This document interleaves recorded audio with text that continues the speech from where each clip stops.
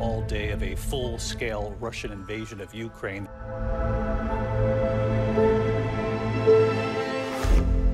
War lives in our minds and our brains only being based on what was documented.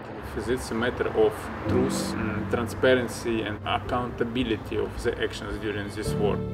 I don't know what I can do without journalism. Like, journalism is my life.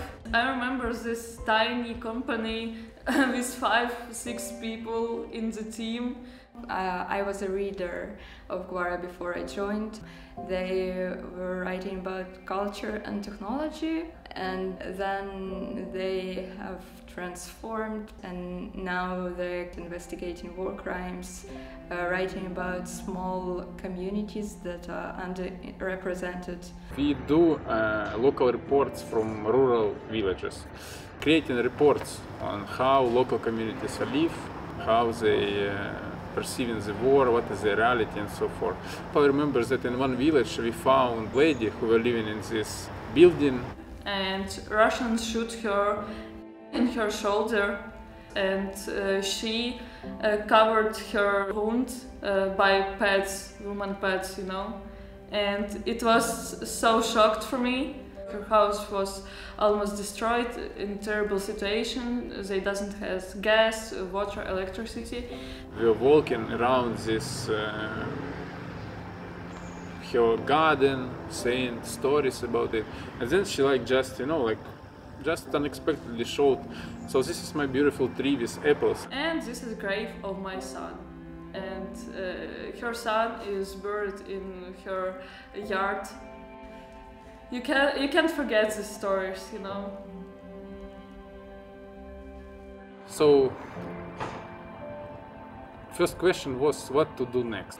And the shocking waves that we saw, this was waves of disinformation, fakes. The online space was full of Russian propaganda pushes, and something needed to be done to resist that. We started Perevirka, our bot, in the first day of full-scale invasion. And we thought that it would be great and would be first response to create some solution to help audience to feel better, to be more resilient. Perevirka plays a part in reducing the anxiety, increasing media literacy in Ukrainians.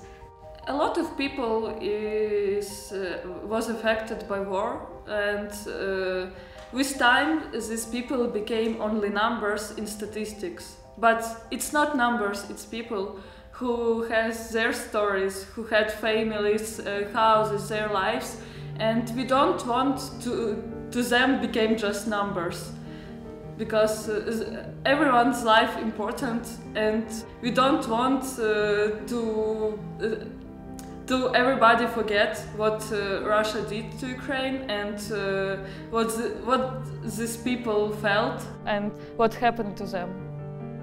It's important for us to collect evidence of war crimes, collect evidence of what's happening here, because the hope is that after the victory it's going to get used in some very important courts that will for sure bring justice. It's really interesting and important for us to cooperate with international community, especially with human rights first and other institutions. It was a shock for us that they nominated us for Human Rights Award, and it's a big achievement for us. It showed me the sunlight on these processes, and it's something more remarkable and something that I feel can have much more impact. Zabel Award for Ґвара means a lot, because in this routine you just forgetting about importance of things that you do. Yes, you just working. So it's really important for us sometimes to stop for a minute and remember why we are doing this, and that we are doing something in the right way. So we just know that we in the right direction, and we should keep going.